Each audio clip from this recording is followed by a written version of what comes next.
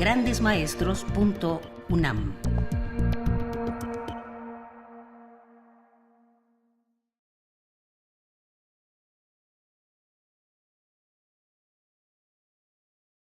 Se acordarán que cuando, pues no sé si fue la primera o la segunda sesión, hablé de una forma de distinguir las distintas modalidades en que se expresa la corrupción y que así se le identifica, digamos, en todo el mundo. Entonces habla de la pequeña corrupción, que es la que se da en las ventanillas, en la cara y cara, con el policía, con el que te va a hacer algún trámite, etcétera. Esa que la que nosotros conocemos muy bien y que ha sido casi parte del escenario cotidiano de los mexicanos. Y la otra que es la gran corrupción, que tiene que ver con desvíos de recursos públicos en sumas importantes, en donde normalmente están involucrados pues altos funcionarios públicos, y como esta no es solamente un asunto del sector público gubernamental, sino como también se da en el sector privado, y no estoy hablando de la pequeña corrupción, sino también de los grandes volúmenes de corrupción. Entonces, lo que pensé hacer ahora fue decir, bueno, ¿cuándo es que nos llega a nosotros de manera casi como un tsunami, nos llega el asunto de la gran corrupción? Y empieza a ser esto, la gran corrupción, el despunte de la corrupción.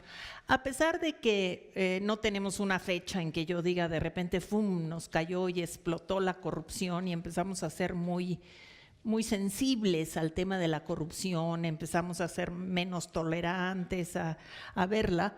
La verdad es que sí podemos identificar que tiene que ver con el último periodo gubernamental, y la verdad es que llama mucho la atención de qué manera llega el presidente Peña Nieto al poder el primer año, que es el año de las grandes reformas estructurales.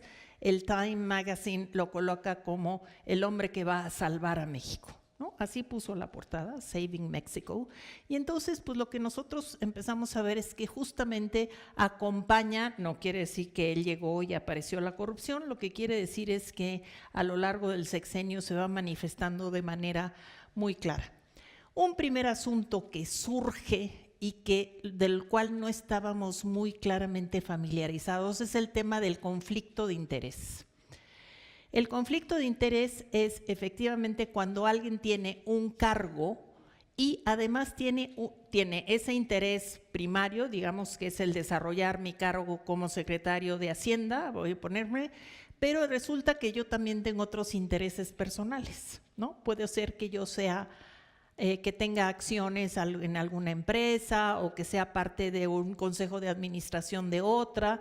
Sí, puede haber intereses personales secundarios, y el conflicto de interés es cuando se aprovecha el cargo que se tiene, ese interés, digamos, público superior, para favorecer alguno de los intereses secundarios que son netamente personales o de algún amigo, conocido, etcétera. Y entonces ahí les pongo ¿cuándo es que se puede dar el conflicto de interés y por qué nos llega el gobierno de Peña Nieto y aparece el tema de una nueva forma de corrupción, que no es solamente peculado, que sale de recursos públicos y se van a algún otro fin, o tampoco es solamente soborno cuando una empresa coacciona a un funcionario para que le den un contrato, sino que es esto del conflicto de interés? Y les pongo ahí ejemplos, ¿no? Puede ser también en el sector privado, en donde hay el director de una empresa que también tiene interés, vamos a suponer un director de una empresa constructora de ICA, ¿no? Y digamos que alguien que es pues no sé, el jefe de administración o el que quieran en ICA, pues resulta que también tiene algunos intereses en una empresa que vende acero, que vende varilla o lo que sea. Y entonces él aprovecha ser ese directivo de la empresa para favorecer, ¿no?, interés que él tiene, pero en un interés personal secundario. No sé si me entiendan, pero o se puede ser funcionario en área gubernamental y ser socio en una empresa, y entonces pues tú usas tu cargo para favorecer a esa empresa, que no es que tú seas la dueña de la empresa, pero tienes algún tipo de interés en esa empresa.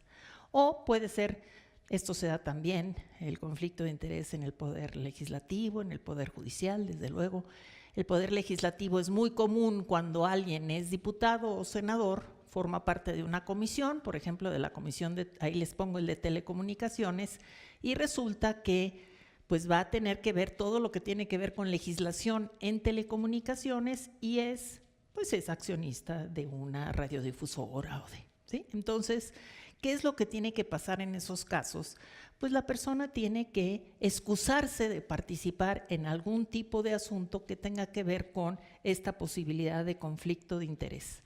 El tema del conflicto de interés se ha vuelto tan importante que hoy la Ley 3 de 3, que es la Ley de Responsabilidades, la Ley General de Responsabilidades Administrativas, ya pone de manera muy clara el que un funcionario público no solamente hace su declaración patrimonial de los bienes que tiene, sino también tiene que decir a qué empresas pertenece o tiene alguna acción o tiene algún tipo de interés, justamente para que de antemano se sepa en dónde pudiera haber un conflicto de interés.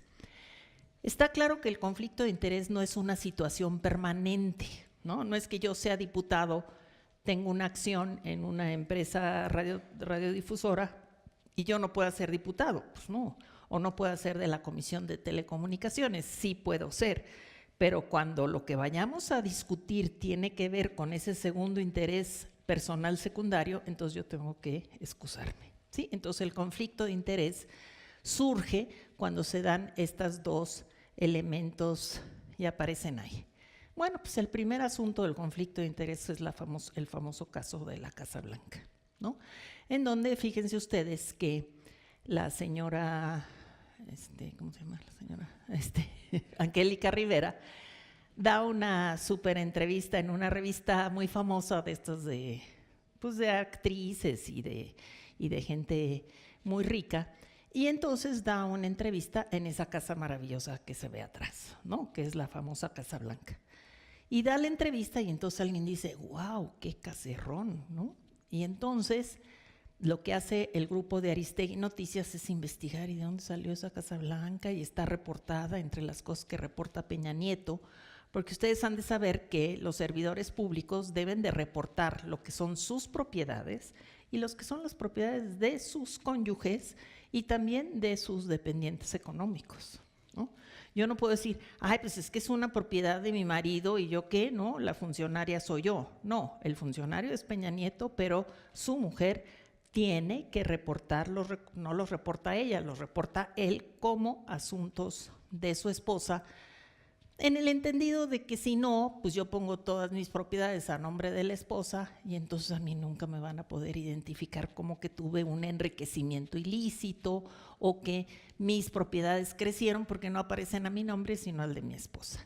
Bueno, resulta que esa famosa Casa Blanca que está en Las Lomas estaba registrada a nombre de esa inmobiliaria, Ingeniería Inmobiliaria del Centro de Armando Hinojosa, de un grupo es un consorcio que se llama IGA, y IGA había ganado una serie de contratos cuando Peña Nieto había sido gobernador del Estado de México. Es decir, había sido una de las contratistas favoritas del gobierno de Peña Nieto.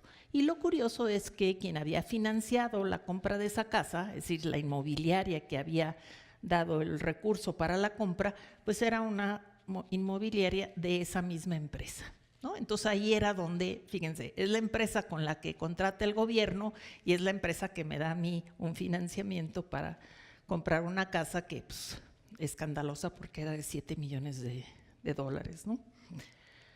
Bueno, el escándalo es un escándalo mayúsculo. Uno puede decir, bueno, 7 millones de dólares, pues hoy serían como 140 millones de pesos, ¿no? Más o menos. Pues digo, si uno compara con los otros escándalos de 3,000, 30,000 millones, pues no es enorme, pero lo que es enorme es que sea el presidente, ¿no? Bueno, entonces, durante la campaña presidencial de Peña, no había incluido en su declaración patrimonial esa casa y la debía de haber reportado. Entonces, ¿y por qué no la reportaste? No, si ni era mía, era de mi esposa y ella la compró con el dinero que ella tiene de porque era artista de cine, ¿no? O actriz de telenovelas o algo así. Bueno, entonces, bueno, luego resulta que había una empresa que se llamaba Eolo Plus, una empresa de aviones particulares, que había trabajado para la campaña presidencial, porque Peña Nieto había alquilado a esa empresa, también de IGA, los aviones para su campaña. Y luego había 3 empresas vinculadas que ganaron una licitación. Cuando llega Peña Nieto, él dice que va a ser un gran tren rápido, veloz, de México a Querétaro. Se abre la licitación y resulta que entre los que ganan la licitación hay una empresa china que va a ser la gran constructora, pero también hay otras empresas y entre ellas están las de IGA. Bueno, es tal el escándalo que primero Peña Nieto dijo, no, pues hay que reponer la licitación, vamos a hacer una nueva, y luego al final se canceló el proyecto. O sea, de ese tamaño fue el escándalo. Y luego le empezaron los mismos que hacen estos proyectos de investigación a buscarle a alguien más, y entonces encontraron que Videgaray había comprado una casa en Malinalco que también tenía un financiamiento del mismo grupo de IGA, y pues era un financiamiento más modesto de 10 millones de pesos. Ese sí lo había reportado Videgaray en su declaración patrimonial, hay que decirlo, pero de todas maneras la casa de Malinalco también era de la inmobiliaria IGA, entonces ya parecía que todo el gabinete, bueno, todos los principales del gabinete, todos arropados por esta empresa con la cual ellos habían hecho toda una serie de contratos gubernamentales. ¿Qué es lo que hace Peña Nieto? Pues después de que le dice a su esposa que aclare y todo lo que quieran, él le ordena a la Secretaría de la Función Pública, que depende del presidente, que haga una investigación y que investigue si hay conflicto de interés, ¿no? Fíjense, no era que hubiera sacado el dinero para comprar la casa de los fondos del erario, sino que había un interés entre que esa empresa les financiara la compra de la casa y al mismo tiempo era la gran constructora del gobierno, o había sido la del gobierno, y empezaba a ser también la del gobierno federal con lo del tren bala a Querétaro. Lo que pasa, se hace la investigación, lo hace Virgilio Andrade, que es el que nombra el presidente para que llegue a la Secretaría de la Función Pública, y miren lo que dice. Hace la investigación y dice, ¿qué creen? Pues no incurrieron en ningún conflicto de interés, porque pues esa empresa contratista del gobierno pues no se le pagó con dinero del gobierno, sino que se había pagado con el dinero de Angélica Rivera de sus fondos como persona aparte, como si Angélica Rivera no fuera la esposa del presidente y no tuviera que reportar eso. Y luego lo que dijo Andrade fue, la obligación de los conflictos de interés está referida al servicio público en activo. Cuando habían contratado ese financiamiento para comprar la Casa Blanca, Peña Nieto estaba en el gobierno del Estado de México, no en el gobierno federal, ¿no? Y entonces lo que se le reclamaba era que, siendo presidente, el conflicto de interés con esta empresa. Entonces lo que dijo Virgilio Andrade es, no hay conflicto de interés porque Peña Nieto en ese momento no era presidente de la República, entonces no puedes decir que tenía estos intereses con la empresa IGA y las posibles contrataciones al gobierno federal.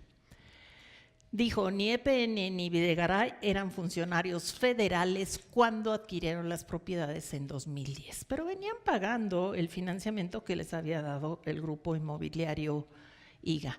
Esto, lo que les quiero decir, que fue como una espada de Damocles que se quedó siempre en el, ¿no? Es decir, de ser el hombre del año y el que iba a salvar a México, pues se convirtió en la figura de la corrupción y del conflicto de interés, además burladamente investigado, ¿no? Investigado como una burla. Bueno, ahí terminó el de la Casa Blanca y paso a otro que también es de los mismos años, que es el famoso caso Walmart. Resulta que en 2012 el New York Times publica una nota en donde dice que Walmart, esta superempresa de supermercados, ¿no?, está en un proceso de expansión de tiendas en México. Se han de acordar que se quiso construir una en donde están las pirámides de Teotihuacán. Entonces trae un proyecto de expansión la empresa y entonces lo que hace pues es sobornar a las autoridades para que la protejan y entonces le agilicen los trámites, les den permisos de construcción de manera más rápida, obviamente tienen que mandar a estudios de afectación al medio ambiente, pues que les aceleren los estudios o que les den los permisos a cambio de una módica suma de 24 millones de dólares, ¿no? Pues no está mal. Entonces, pues cuando sale esta nota en el New York Times, Walmart inmediato dice: voy a hacer una investigación interna, vamos a ver quiénes están involucrados, y encuentra que hay altos ejecutivos mexicanos involucrados en ese soborno.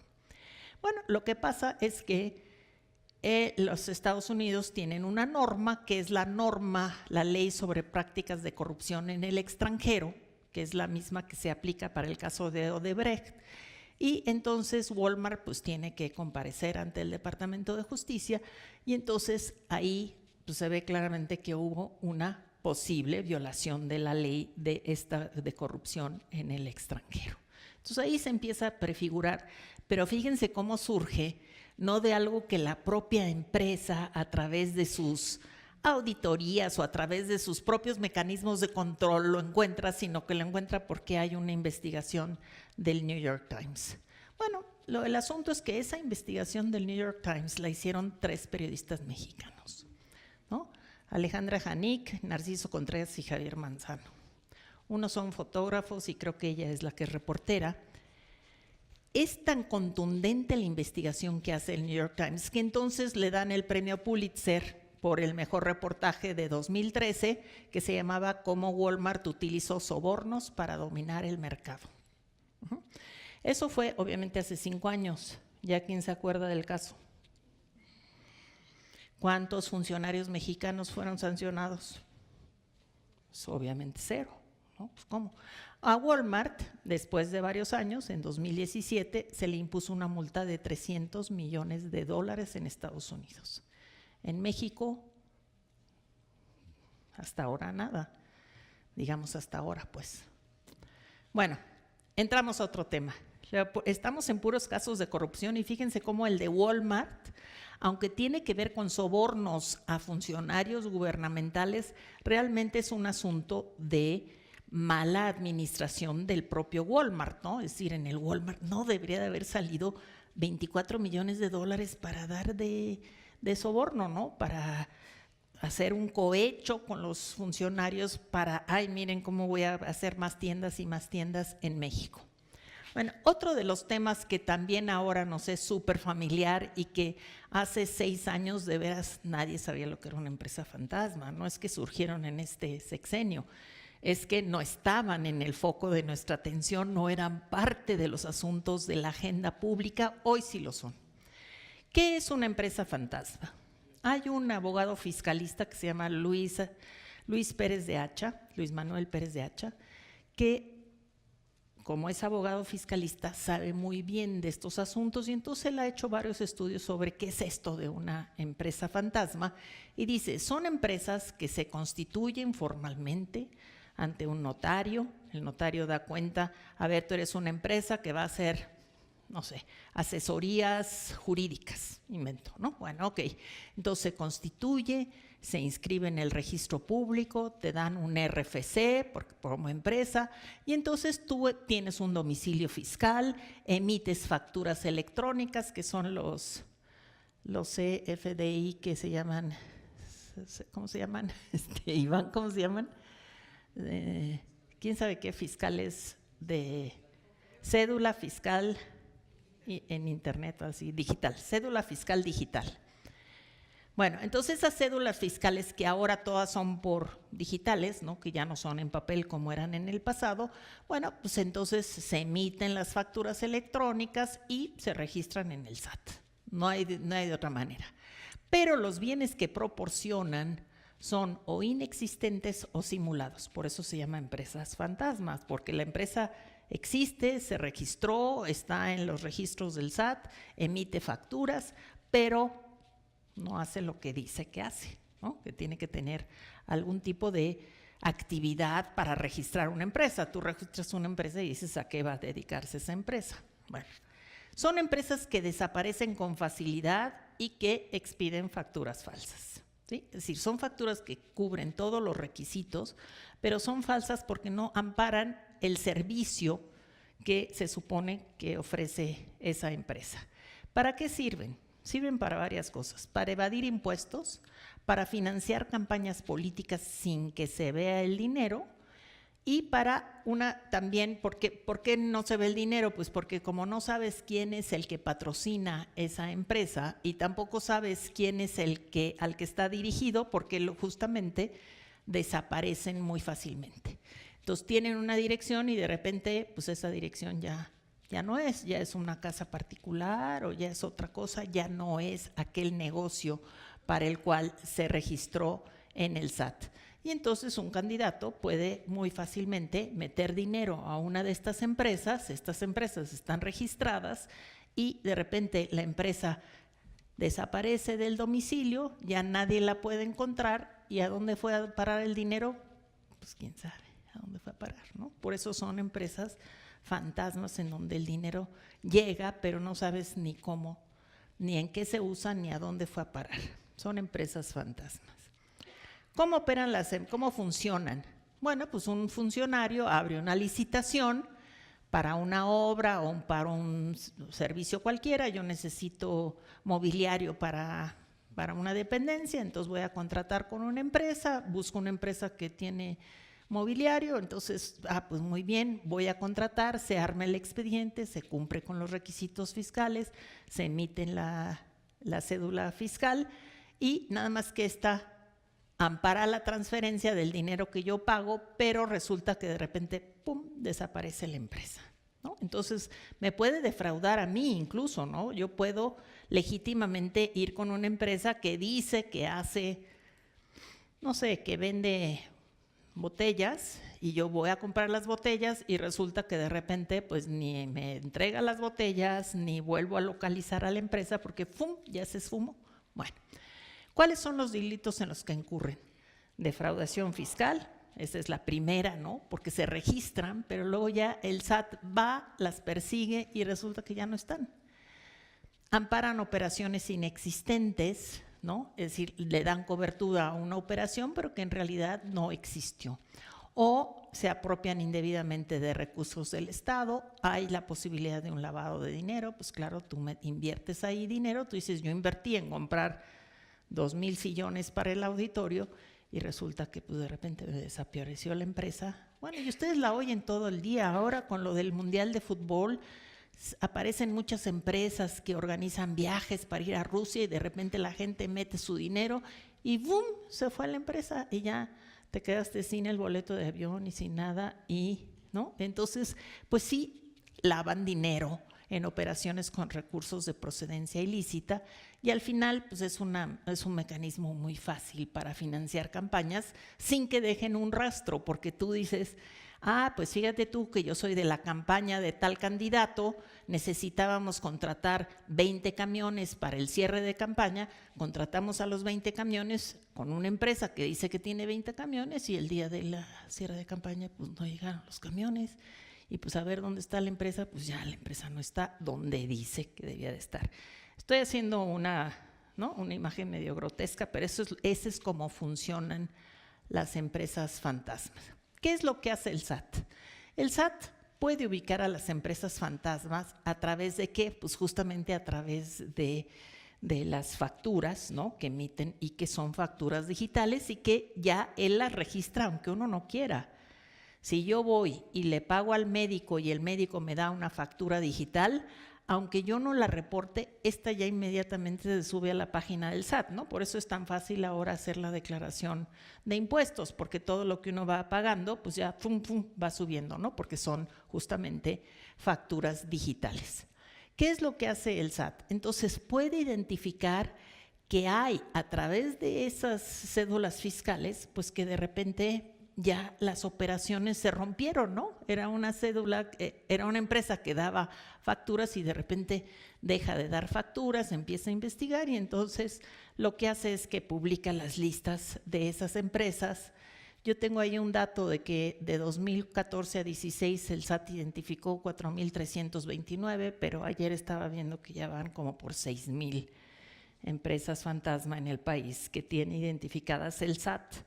Lo que el SAT no nos dice es con qué dependencias gubernamentales tienen algún tipo de relación. Nada más nos dice quiénes son las que faltan en el pago de sus impuestos, porque de repente no hay manera de identificar dónde diablos están.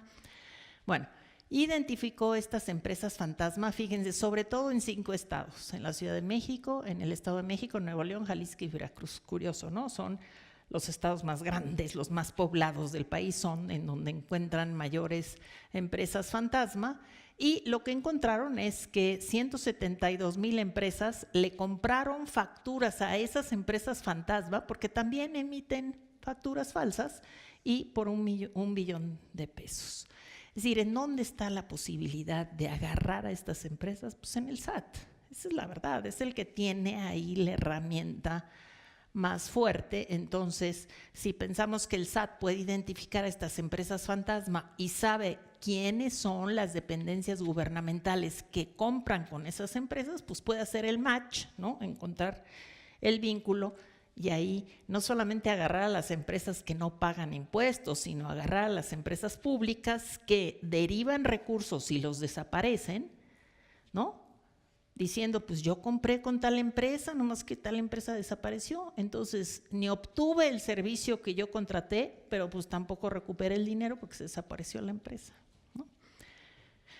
Bueno, la estafa maestra es ese famoso caso de 9 dependencias federales, la Secretaría de Economía, la SEP, la Sedesol, Pemex, el Registro Agrario Nacional, Zagarpa, esas que están ahí, Senacica, Banobras, contratan con universidades públicas. Creo que yo les he dicho que la ley de arrendamientos y adquisiciones señala que cuando una entidad pública contrata con otra entidad pública, la ley le permite no hacer licitación, sino contratación directa, porque las dos están fuertemente vigiladas. Bueno, entonces, estos contratan con universidades públicas en el Estado de México, en el Estado de Morelos, en el Tecnológico de Tabasco, en el Carmen, allá en Campeche y entre otras, para contratar distintos servicios. Y aquí están las empresas. Bueno, y eran unos servicios que amparaban 7,000 millones de pesos. Entonces, fíjense, eran muchas dependencias con muchas empresas que contrataban desde, por ejemplo, la Sedesol contrataba a una universidad para, por ejemplo, para que le hiciera toda una ruta para ver cómo podía agilizar el proceso para la entrega de los recursos de los programas de Progresa o del programa sobre el abatimiento de la pobreza alimentaria. Entonces, los distintos programas, pues entonces contratan distintos servicios para poder agilizar las distintas funciones que tienen. Y la SEP, pues imagínense también, ¿no? Pues para todo lo que tiene que supervisar de las escuelas, etcétera, se contrata a alguien, y entonces en lugar de salir en una larguísima licitación, pues contrato directo a una universidad pública. La universidad me dice, está bien, yo tomo el contrato, le conviene a la universidad porque es un contrato, y luego la universidad dice, y yo no sé hacer eso, y yo como diablos hago ese trabajo de campo, no lo sé hacer. Entonces subcontrato a otra empresa, ¿no? Y luego esa que subcontraté pues tampoco sabe hacerlo, entonces esa subcontrata. Bueno, entonces las universidades subcontratan a 186 empresas fantasma por 3,000 millones de pesos. Entonces, fíjense, de los contratos de 7,000 millones, estamos hablando de 2011 a 2014, ¿no? Son 4 años. Pero de todas maneras, si ustedes suman la cantidad, pues es una suma de recursos que estaban orientados a lograr unas compras, unos servicios, y que los servicios ni llegaron, los servicios ni tampoco pudieron identificar a dónde se fue el dinero, porque le dicen a la universidad, oye, ¿dónde está el dinero? Pues fíjate tú que yo no lo podía hacer, entonces yo subcontraté. La ley dice que puedes subcontratar hasta el 50%. Pero pues como no hay quien vigile realmente, pues a veces contratan mucho más, ¿no? O subcontratan más. El caso es que el que hizo ese trabajo fueron Animal Político y Mexicanos contra la Corrupción, que son los que yo siempre les refiero. Animal Político es un periódico en internet, y Mexicanos contra la Corrupción, una organización social que hace trabajo sobre corrupción. ¿Cómo salió este asunto de la estafa maestra? Esto no es que de repente se pusieron a revisar Animal Político qué pasaba, sino que, es que no sé si esto se los puse aquí, no, este es el otro caso. Entonces me quedo en el de la estafa maestra. Ay, perdón, ahí está. ¿Cómo es que Animal Político y Mexicanos con la Corrupción supieron que había esta compra que hacían estas dependencias gubernamentales con unas universidades, ¿no? Los contratos? Porque la Auditoría Superior de la Federación, entre esos 4 años, a la hora de hacer sus auditorías, encontraba que salía dinero de la Sedesol y que se iba a una universidad, y entonces se puso a investigar. ¿Y qué pasa? ¿Y dónde está el producto de ese contrato? No, pues el producto no está. Bueno, ¿dónde está el dinero? No, pues el dinero ya no lo tiene la universidad, ya pasó a otra, y entonces empieza a hacer todo el circuito y encuentran que al final llega a una empresa que es fantasma, que ya nadie sabe dónde está. Las intermedias sí las va encontrando, la universidad obviamente ahí está, pero la última, la que recibió la última parte de esa subcontratación, ya resulta que donde decía que estaba, que era en Avenida, no sé, Avenida Insurgentes 2300, ahí pues ya no hay. Entonces, ¿qué es lo que dijo la auditoría? Oigan, aquí hay algo muy raro. Y entonces lo que hizo fue hacer una denuncia ante la Secretaría de la Función Pública para que investigara, y eventualmente había un asunto penal de un delito justamente de peculado, de que se había ido dinero público a un hoyo negro, y entonces lo que hace es dar vista también a la Procuraduría General de la República. Entonces, ¿qué es lo que hace Animal Político? Pues a través de esa investigación, de esas auditorías de la Auditoría Superior de la Federación, es que se va a trabajo de campo, es decir, se va al campo y dice, a ver, tú dices que le contrataste a la Universidad Tecnológica de Tabasco, pues van a la Universidad Tecnológica, ¿a quién le subcontrataste? Pues la empresa Juanito López. Va a Juanito López, encuentra el lugar y le dice, ¿a quién subcontrataste? A tal otra. Va a la otra y esa otra ya desapareció. Entonces hace todo el recorrido que lo había hecho de manera, a través de una auditoría contable, pues lo había hecho la Auditoría Superior de la Federación. El trabajo de la auditoría se ha reconocido realmente mucho porque sí ha logrado identificar estas tramas del recorrido. Es decir, si se va a un hoyo negro que nadie sabe dónde llegó, dónde está el producto de esa, ¿no?, de esos recursos, lo que quería comprar con esos recursos no está. Entonces se fue a algún lado, ¿no? Entonces lo más seguro es que se fue al bolsillo de alguien, ¿no? Eso es lo más seguro, el problema es de quién es ese alguien, ¿no? Bueno, entonces sí requiere de una investigación pues de tipo penal, no solamente de una investigación administrativa para ver si se cumplieron todos los requisitos en cada una de las fases de la contratación, subcontratación, otra subcontratación, etcétera. El área de investigación de la Auditoría Superior de la Federación, la encargada de esa área, acaba de ser corrida de la Auditoría Superior de la Federación, la acaban de echar. Cuando era una persona, se llama Mona Dora, ese es su nombre, y resulta que ella era muy reconocida como una de las encargadas de auditoría, cambió el titular de la Auditoría Superior de la Federación y cuando llega el titular, pues a la primera que corre es a ella. Entonces uno dice, ¿por qué la corre? Bueno, pues porque yo llegué y voy a armar mi nuevo equipo, yo porque tengo que trabajar con el mismo equipo de antes, ¿no? El problema es que ella era la cabeza de la investigación sobre la estafa maestra. Entonces ahí ya quedan 30 interrogantes sobre por qué el nuevo auditor superior le dice a la encargada de esa investigación pues que ya se vaya a su casa. Esto es para documentar el optimismo que traemos los mexicanos. Bueno, el otro es el caso de Brecht, que ese ya lo hemos traído, la empresa constructora brasileña que soborna a funcionarios de 12 países. ¿Y cómo es que todos nos enteramos del caso? Pues por una filtración desde adentro de Odebrecht, ¿no? Esta no pasó por, como en el caso de la estafa maestra, que es el trabajo de la Auditoría Superior, sino que desde adentro.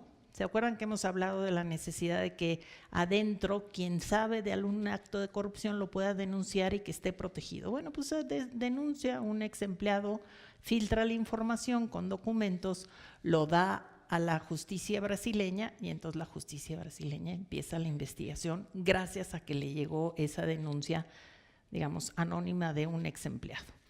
En México O sea, la investigación de todos los casos de Odebrecht de los 12 países, entre los que está México, cuando el Departamento de Justicia, porque también llega a Estados Unidos, porque acuérdense que Estados Unidos tiene una ley sobre lo que tiene que ver con actos de corrupción en el extranjero, no adentro de su país, eso es otra parte. Entonces, pues empieza a hacer el Departamento de Justicia la investigación y encuentra que en México hubo un soborno por 10.5 millones a Pemex. ¿Sí? Y además, la investigación empieza el Departamento de Justicia, llama a Marcelo Odebrecht, uno de los dirigentes de la empresa, y él echa toda la sopa, ¿no? Dice, pues con tal de que medio me protejan, ¿no? Yo digo la verdad de a quién compré, vía qué, y entonces habían transferido cuentas a las Islas Vírgenes para la campaña presidencial de Peña Nieto a través de qué, pues de una empresa fantasma, ¿no? Nada más que una empresa fantasma en el exterior, en donde Odebrecht le ponía recursos a cambio de que le dieran, Pemex le diera los contratos a esta empresa. Entonces, este es un caso muy famoso, pero es muy famoso porque en muchos países ya hay sancionados y en México pues seguimos todavía con la incógnita de si efectivamente se va a sancionar al que era el director de Pemex en su momento, ¿no? Incluso este es un asunto, el de Odebrecht, que no solamente pasa para el gobierno de Peña Nieto, sino para el anterior, el de Felipe Calderón. Entonces, imagínense lo complicado que es que encuentren que hubo alguien que dirigía Pemex en el de Peña Nieto, pero también antes ya había tenido algún tipo o aceptado algún tipo de soborno en el gobierno anterior. O sea, esto es para decir que pues a lo mejor los dos se ponen de acuerdo para que no salga nada, ¿no? Esa es una suposición libre de mi parte. Bueno, las otras empresas fantasmas en los estados, pues la famosísima empresa fantasma de las empresas fantasmas de Javier Duarte en Veracruz. Fíjense cómo lo pintan a Javier Duarte, ¿no? Como un marajá hindú, no sé cómo se llaman esos, y toda su red de gentes que está coludida con él, su secretario de Finanzas, el fiscal general del Estado, todos los notarios, todos estaban ahí. Bueno, fíjense, tiene contratos de Veracruz con empresas fantasma por 1.270 millones de pesos en 2015. Después, un juez dicta un orden de aprehensión contra Duarte por actos de corrupción porque compró terrenos mediante empresas fantasmas. Entonces, compra terrenos y para que no se sepa quién los compró, pues llega el dinero por la vía de una empresa fantasma. Esa es la que adquiere el terreno y luego desaparece la empresa y entonces ya quedó el terreno a nombre de A o B sin que se sepa quién fue realmente el que puso el dinero. Después dicen que desvió del erario 1.900 millones. El total del desfalco al erario de Veracruz se calcula en 30,000 millones. Por eso les digo que frente a la Casa Blanca, pues es muy chiquita la Casa Blanca. ¿Qué es lo que hace Javier Duarte? Porque está a punto de terminar su gobierno en Veracruz. Pide una licencia, dice que pide una licencia para que se haga la investigación de manera adecuada, porque él está protegido por el fuero. Y lo que hace es que pide una licencia cuando le faltaban como 3 meses para acabar y se fuga, pero rápidamente. Pero bueno, lo empieza el siguiente gobierno que llega a Veracruz, que es un gobierno de oposición y que trae como bandera, ¿no?, identificar los casos de corrupción y combatirlos. Dice, yo voy tras Javier Duarte y entonces al final, después en 2017, la PGR finalmente logra extraditarlo de Guatemala y ustedes ya se saben, él ahora está en el juicio, le están haciendo un juicio sobre desviación de recursos públicos, sobre ocultamiento de recursos, lavado de dinero, distintos cargos tanto federales como del propio gobierno de Veracruz por altas cantidades, pero pues lo que se sabe es que ahí va la investigación, no avanzando lo rápido que uno quería, pero bueno, pues el señor por lo pronto está en prisión. El otro famoso gobernador que es, fíjense, es menos famoso que Duarte, pero es todavía más nocivo que Duarte. Es más nocivo porque ese se robó 850 hectáreas de la costa de Quintana Roo. Esa costa, esa la Riviera Maya, pues esa. Digo, luego lo que queda de la Riviera Maya. La red de Quintana Roo se le identifica así como los piratas de Borges, y es igual, pasa por empresas fantasma, y por eso así le puso Mexicanos contra la Corrupción. Eran funcionarios y particulares, fíjense, despojaron a ejidatarios y a pequeños empresarios de sus propiedades y cuentas bancarias mediante manipulación de juicios laborales.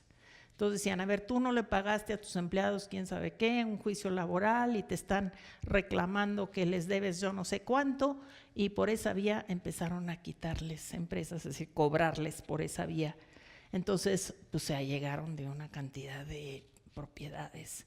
Pero además, en Tulum, en la zona de Tulum, que ustedes saben muy bien, remata 850 hectáreas de terreno, ¿sí? De terreno, digamos, baldío, y lo que hace es que lo remata entre sus familiares y amigos. Entonces, si el terreno ahí costaba, les voy a inventar, 2,000 pesos el metro, pues lo vende a 20 pesos el metro, ¿no? Pues porque es para su familia. No sé en cuánto los vendió, lo que sé es que sí está rematadas las 850 hectáreas, no metros. Fraude y enriquecimiento ilícito por 1,892 millones de pesos de fondos federales. Ustedes saben que los estados reciben recursos federales, bueno, de esos fondos pues también se llevó unos. Y además tenía una fórmula brillantísima en donde había una colusión entre la autoridad gubernamental y los jueces. Por eso les digo que todo lo de la corrupción siempre pasa, porque no es el gobernador que es un rufián y mafioso, sino que es él y más todo lo que lo van acompañando y que van haciendo, ¿no?, la protección mutua, y seguramente los jueces que lo protegieron pues también se llevaron algo, ¿no? A lo mejor algunos terrenitos. Finalmente lo extraditan de Panamá y también está pasando el juicio ya en México. Y vale la pena decir que en los dos estados, al haber habido elecciones y haber llegado un partido distinto, el nuevo gobernador agarra como bandera la bandera de perseguir al anterior, ¿sí? Ellos, pues quién sabe cuándo los persigan, pero al anterior sí, ahí van detrás de él, ¿no? Entonces la característica es como sobre los ex, a diferencia del caso de la Casa Blanca, que sí estaba al presidente llegando al poder, ¿no? Bueno, el efecto de la alternancia en Chihuahua es el caso de César Duarte, en donde cuando llega un nuevo gobernador a Chihuahua, que es Javier Corral, que seguramente ustedes lo han oído hablar, porque es un hombre muy conocido, porque es muy combativo, Javier. Lo que hace Javier Corral es decir, yo voy tras César Duarte, que dejó al Estado en cero, me dejó desfalcado al Estado. Llega él a gobernar y no hay dinero en el Estado, y entonces empieza a encontrar que hubo un desfalco de 6,000 millones de dólares. ¿De dólares o de pesos? No, de pesos. Ya, es que ya más o menos me da lo mismo, pero son 6,000 millones de pesos. Y entonces abren unos expedientes, empieza a investigar la Fiscalía de Chihuahua, es decir, el nuevo gobernador que es de otro partido, que ya no es del PRI. Entonces dice, voy tras César Duarte pues más rápido que inmediatamente ya se fue a Estados Unidos. Y entonces, pues, ¿qué es lo que hace? Pues hace la investigación el gobernador por el daño patrimonial al Estado, por 6,000 millones.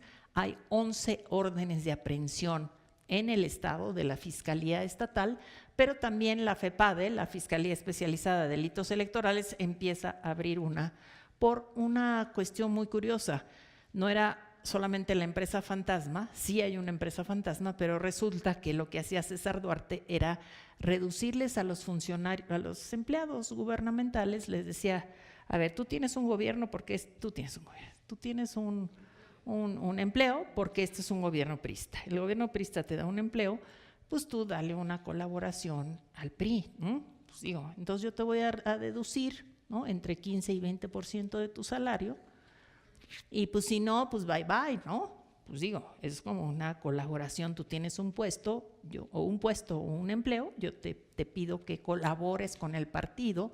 Y entonces fíjense, no es que agarre el dinero y se lo da al partido, porque ahí pues, se puede encontrar el nexo, sino que lo desvía a una empresa fantasma, no sé qué empresa ni qué tipo de actividad tenía esa empresa, pero la empresa después se lo deposita al PRI, y entonces pues lo que hace la FEPADE es ver que no llegue recursos públicos a un partido, porque eso es un delito.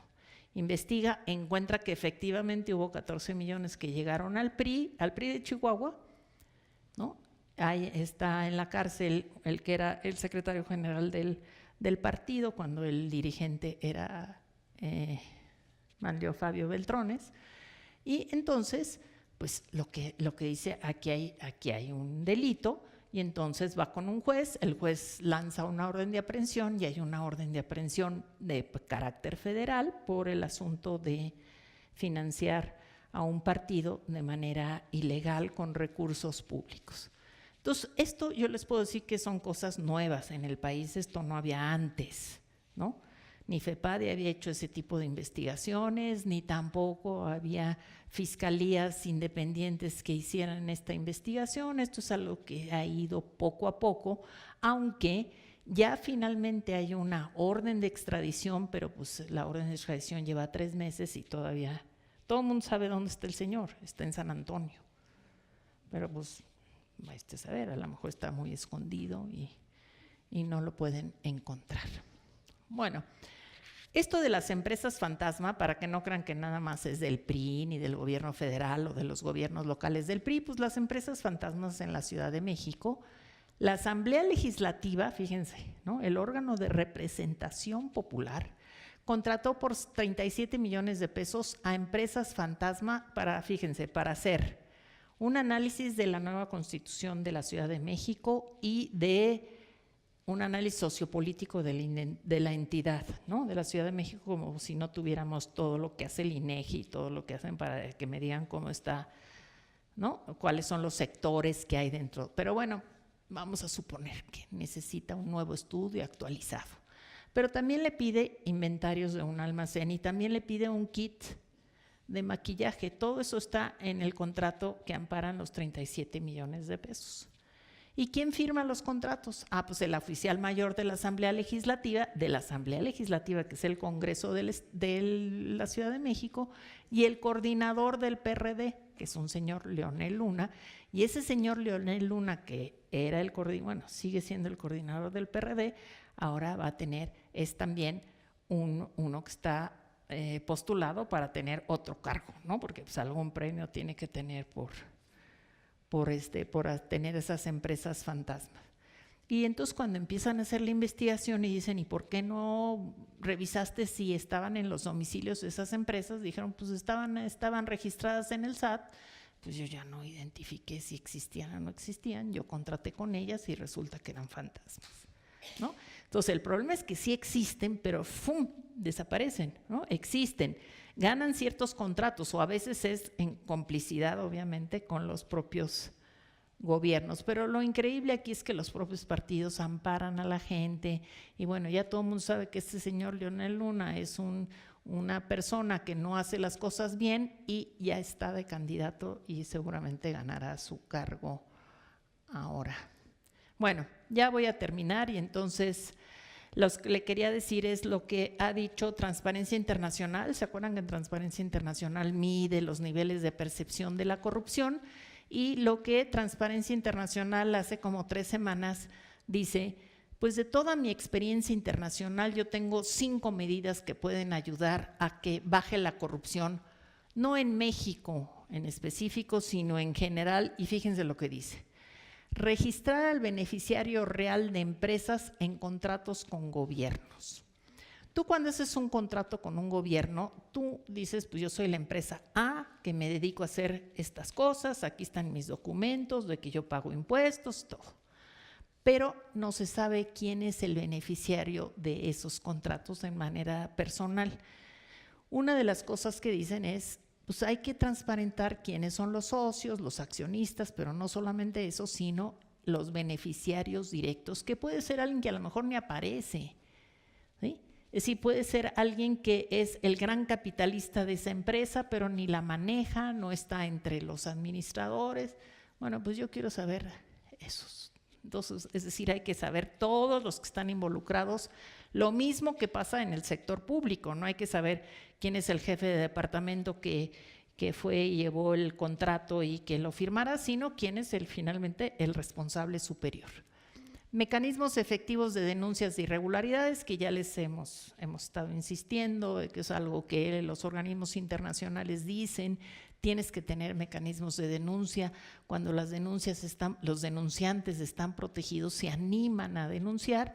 Registro abierto de propiedades y empresas, imagínense, pues no tenemos un registro abierto de propiedades y de empresas, ¿no? Hay un registro público, pero tú tienes que tener ciertos datos para poder ir a revisar en el registro público. No es una lista de todas las empresas y las propiedades de todas las empresas. Sí, lo que está diciendo es más transparencia en las empresas. ¿Para qué? ¿Para qué? Pues para que los gobiernos no se puedan amparar con que yo contraté con una empresa, pero en realidad yo no sabía que esta empresa era parte de IGA, ¿no? Entonces, pues si tú tienes ahí el registro abierto, y abierto quiere decir transparente, público. Una base de datos inteligente para cruzar datos legales, bancarios y financieros. Fíjense, bancarios y financieros obviamente no para nosotros, sino para las autoridades del Sistema Nacional Anticorrupción, para las autoridades financieras, hacendarias, bancarias, etcétera. Pero un registro que tenga unos datos que puedan ser comparables, que puedan estar de tal manera los registros que tú como autoridad puedas hacer los cruces necesarios para ver si una empresa usa el banco para, bueno, yo no sé mucho de eso, pero lo que hablan es que tienes que tener una base de datos inteligente, y inteligente es pues que se cruza, ¿no? Que es capaz de comunicarse unas bases con otras. Y revisar la figura del notario público. Fíjense, esto no había salido. Ellos dicen, encontramos que buena parte de lo que pasa con las empresas fantasmas es que sí tienen fe pública de parte de los notarios. ¿Sí? Y ustedes han de saber que pues, los notarios, aunque tienen una cierta reglamentación, sobre todo en el ámbito federal, pero en los ámbitos estatales, los gobernadores nombran realmente a los notarios. Y cuando un gobernador ya se va, reparte notarías entre las gentes que quiere que le protejan las espaldas, y entonces los notarios pues no son realmente alguien que esté expuesto a una vigilancia, ¿no? A una rendición de cuentas. Entonces lo que está diciendo Transparencia Internacional, es la sede internacional, la que está en Berlín, dice: tenemos que revisar esa figura, tiene que ser una figura mejor vigilada, ¿no? Porque nosotros todos conocemos notarios que son gente muy honesta, pero pues no todos son muy honestos, ¿no? No son muy honestos que amparan las 6,000 empresas fantasma, dan fe de que sí existe la empresa, y a lo mejor sí existe, pero como nadie le da seguimiento, pues ya hoy existe y mañana ya no existe. Y todas las facturas que emite, aunque sean facturas electrónicas, pues ya son facturas fantasma. Bueno, pues ahí le dejo, y entonces ya así tengo más tiempo para que tengamos una charla entre ustedes y yo y los que nos oyen de otras sedes, ¿sí? Ay, perdón, no es cierto, yo pensé que había terminado. A ver, déjenme ver cuántos me faltan. No, nada más me faltó esta. La colusión de fármacos, creo que esta ya les había platicado, de una investigación que hace la COFESE, la Comisión Federal de Competencia. La Comisión Federal de Competencia lo que busca es que no haya monopolios en el país. Y entonces lo que encontró es que había un proceso de colusiones que se ponen de acuerdo. Fíjense, investigó en 2016 a una cadena de producción, venta y distribución de fármacos porque encontró que había la posibilidad de que hubiera una colusión. ¿Y colusión qué quiere decir? Que se ponen de acuerdo competidores, ¿sí? Por decirle algo, un laboratorio Pfizer con un laboratorio o lo que sea, se ponen de acuerdo para que el precio de sus medicinas sea que no vaya a ser inferior a 20. Entonces, cuando hay una licitación y participamos, pues nadie que no venda de 20 en adelante va a entrar a la licitación porque todos se pusieron de acuerdo. Eso es un acto de promover una especie de colusión monopólica, ¿no? Porque todos nos ponemos de acuerdo para proteger los ingresos de esas empresas. Y entonces lo que se hace es que se manipulan los precios, se coordinan posturas en licitaciones públicas, y entonces COFESE dice: aquí hay una colusión es una colusión con intentos monopólicos y es en contra, pues obviamente, de los enfermos, de los pacientes que tienen que comprar ciertos medicamentos y que los gobiernos, las secretarías de salud compran los medicamentos, abren la licitación y si todas las empresas se pusieron de acuerdo de que yo te voy a vender el paracetamol en no menos de 50, pues lo va a tener que comprar el Seguro Social en 50, aunque pueda costar 25, ¿no? Entonces, entre 2010 y 2016 el precio de los medicamentos subieron 10% en promedio. No quiere decir que no haya razones también para que suban, ¿no? Porque pues muchos insumos de los medicamentos son insumos internacionales, están tasados en dólares, etcétera. Pero bueno, eso es lo que encuentra COFESE y entonces dice, sí, aquí hay una colusión entre empresas farmacéuticas y entonces dice, voy a sancionarlas. Las empresas obviamente se amparan frente a esa sanción y entonces hay que ir a un juez y hasta donde logré identificar, la COFESE ha obtenido juicios favorables, aunque todavía no emite ya finalmente la sanción. Y pues lo que dice el INEGI es que los hogares en los niveles más inferiores de ingresos gastan hasta 42% de su salario en salud.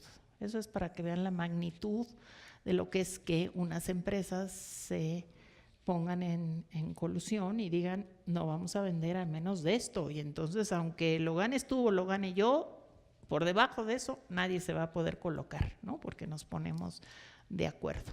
Una de las cosas buenas de la industria farmacéutica es que ante la insuficiencia de reglamentación para este tipo de prácticas u otras prácticas, digamos, de relación entre las empresas farmacéuticas y el gobierno, es lo que ellos llaman una fórmula de autorregulación, donde las empresas farmacéuticas han hecho un consejo, que es un consejo de ética y de transparencia, para promover ellos de motu propio este tipo de prácticas, porque ustedes saben que las empresas farmacéuticas pues tienen fama en todo el mundo de ser las empresas que más dinero ganan, ¿no? Entonces son empresas muy, muy fuertes, pues porque tienen cautiva a la gente, ¿no? Es decir, pues porque manejan las medicinas, ¿no? Y la gente siempre necesita medicinas y mientras nuestra población se va haciendo más vieja, pues más medicinas necesita, ¿no? Digo, nuestra y las del mundo en general, ¿no?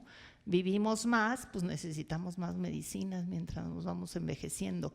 Entonces, sí es muy importante que haya esta voluntad de las empresas farmacéuticas en México, pero también lo hay en Europa, también lo hay en Estados Unidos, de autorregularse para tener mejores prácticas de transparencia y de ética y ellas mismas vigilarse entre ellas para que no haya este tipo de prácticas monopólicas. Y ahí creo que ahora sí ya terminé. Sí, ya. Muchas gracias. Gracias. Gracias.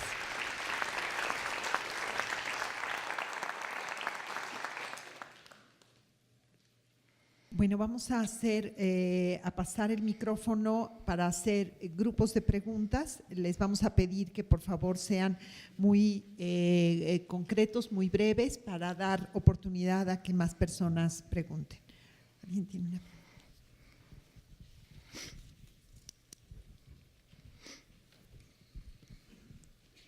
Sí, buenas tardes.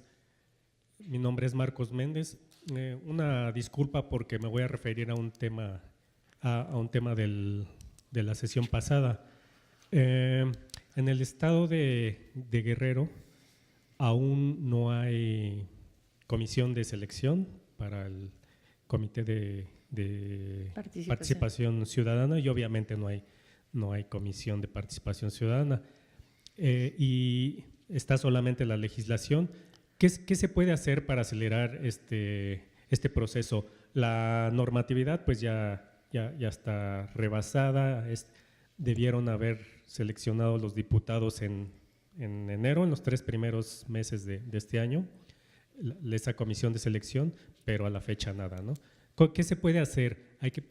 Uno como sociedad civil puede poner un amparo, ¿qué figura jurídica puede recurrirse o solamente mediante la presión ciudadana o mediática? ¿Qué se podría hacer? Gracias. Buenas tardes, soy Adela Ruiz. Tengo un comentario y una pregunta. El comentario es respecto a que también hay este ingrediente de cinismo y de renegación de la realidad, ¿no? Es respecto al caso de esta auditora que estaba a cargo del caso de la estafa maestra, donde argumentan su despido es por conflicto de intereses, ¿no? Entonces, eso está en todos lados. Y la pregunta es respecto a un nivel más macro, que tiene que ver con esto último que decía de las farmacias. O sea, hemos analizado la cuestión de estos mecanismos institucionales, democráticos, ciudadanos, y también la voluntad política, etcétera, como para combatir la democracia, ¿no? La corrupción. Y si la transparencia va de la mano de la democracia, ¿qué decir de este sistema económico mercantilista que se impone sobre la democracia? Como este caso de las farmacéuticas y el caso de etileno 21. ¿Qué tal? Buenas tardes. Mi nombre es Felipe Sámano y la pregunta es, revisando los grandes casos de corrupción, pues es el periodismo de investigación quien, por supuesto, con todo el andamiaje institucional ha mostrado, ¿no? o ha evidenciado esta corrupción. Entonces, mi pregunta es muy concreta y es en ese sentido, ¿qué papel ha jugado el periodismo de investigación en los últimos años justamente en el combate a la corrupción y si tendría que ser también una apuesta de las instituciones el fortalecer este tipo de investigaciones, ¿no? El periodismo de investigación también como una medida de combate a la corrupción?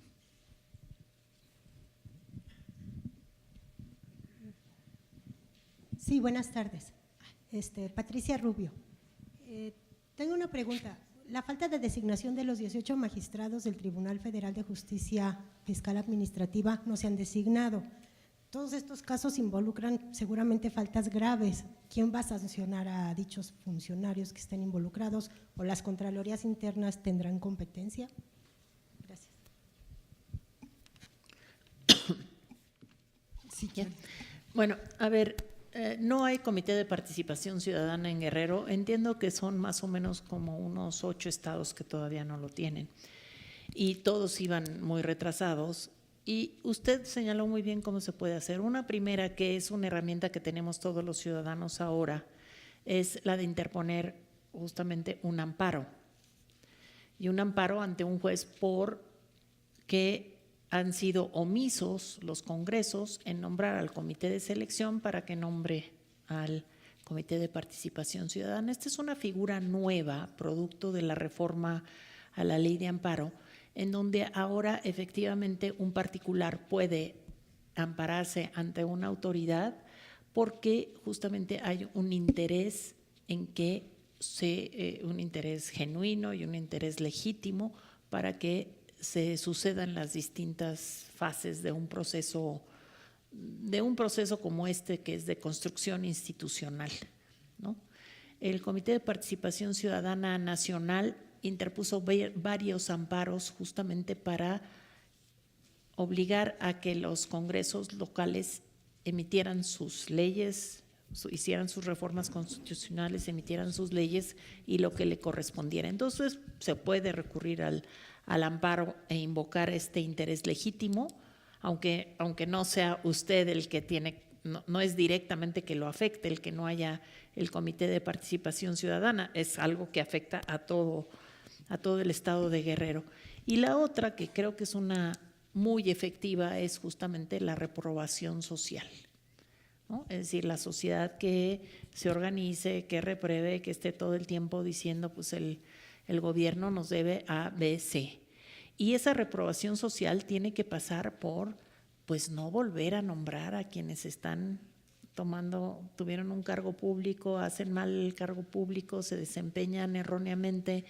Aunque no estén investigados, tenemos la duda, cuando menos, de que tengan algo que ver con esos procesos en donde ha habido actos de corrupción y los partidos los vuelven a poner, ¿no? Y revisen y van a ver que todos los partidos tienen gente indeseable en sus candidaturas actuales, todos, ¿no? Entonces uno dice, bueno, pues ¿por qué tienen los partidos impunemente a candidatos que sabemos que están involucrados? Bueno, pues tiene que haber una reprobación social y yo le puedo asegurar que no la hay.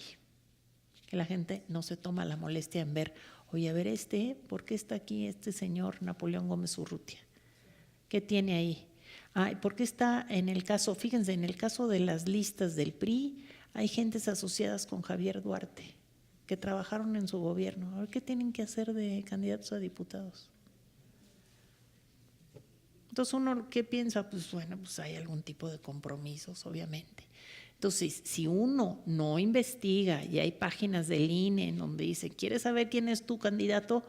Aquí está abierto, ve quiénes son, de dónde vienen, cuál fue su trayectoria. Es cosa de, a ver, yo vivo en el distrito, ya no sé en qué distrito, yo creo que en el 24. Bueno, voy a ver quiénes son mis candidatos y entro a la página del INE de ¿quieres conocer a tus candidatos? Entro a ver qué hizo ayer, es del mismo partido, hay consistencia, no hay consistencia, tiene algún tipo de litigio en contra. Entonces trabajó con Javier Duarte, todos sabemos que están toda su lista de gente que está ahí asociada con él, y el PRI lo vuelve a coger y lo pone de candidato.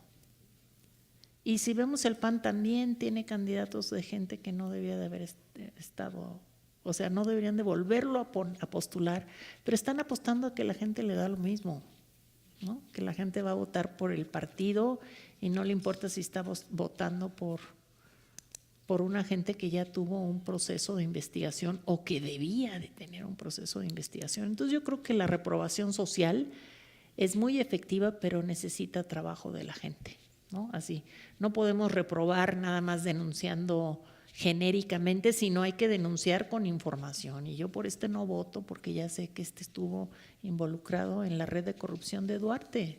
No puedo yo darme ese lujo de votar por él, ¿no?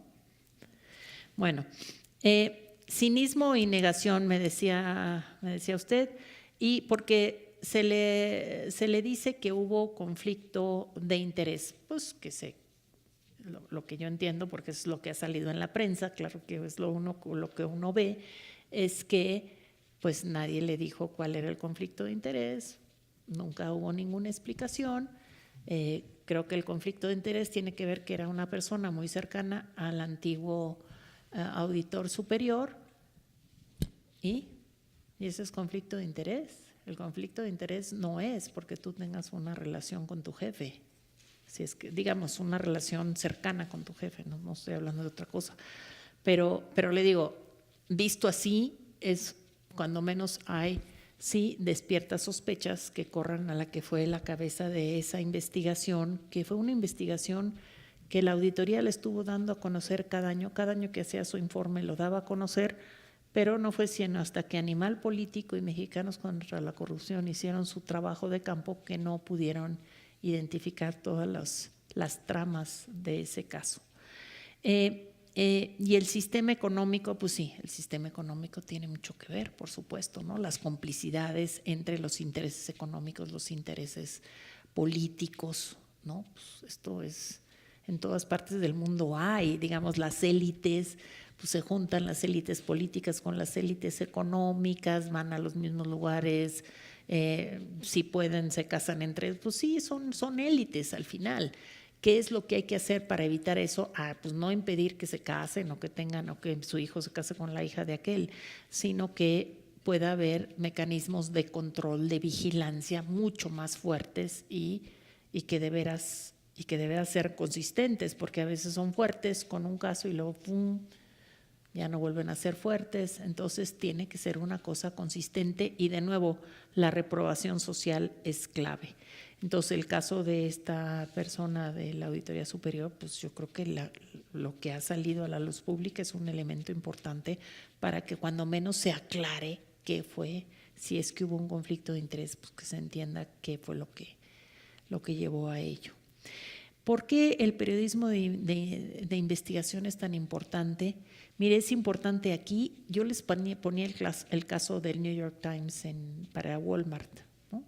Sí, el periodismo de investigación es una manera de veras muy eficaz en donde los periodistas se meten y buscan y sacan. Es muy diferente al trabajo que se hace en la academia, que es más lento, que tiene que tener un andamiaje conceptual y metodológico. Acá van sobre el asunto. Y lo que se ha visto es que en México el periodismo de investigación es muy débil. Si lo comparan con América Latina, México es uno, no sé si es el país o uno de los países que tiene menos potencial de periodismo de investigación. Entonces, por eso es que siempre vemos Animal Político, Aristegui Noticias, los de siempre, los sospechosos de siempre, son los mismos. Que necesitamos más periodismo de investigación, pero hay más periodismo de investigación, pero más asesinatos de periodistas, en donde uno dice, pues ¿cómo se van a animar los periodistas a sacar investigaciones si están amenazados o por el crimen organizado o por los propios funcionarios públicos que no quieren que salga a la luz pública lo que investigan? Pero lo que sí es cierto es que ha habido un mayor periodismo de investigación porque hay mayor acceso a la información. Eso es cierto. Hay leyes de acceso a la información, aunque no te dan toda la información como uno quisiera, cada vez tenemos más acceso a la información y los periodistas de investigación saben cómo usarla, ¿no? Hay un caso que a mí me gusta mucho mencionar y es en algún momento el gobierno de la Ciudad de México, después del sismo, ya les contesto, compró unos aparatitos que son para medir si va a haber sismo o no, ¿cómo se llaman? Usted debe saber cómo se llaman. De alerta sísmica, ¿no? Entonces es un aparatito que se puede llevar a cualquier lugar, digamos, sobre todo en los poblados más lejanos que no tienen lo que tenemos en la Ciudad de México.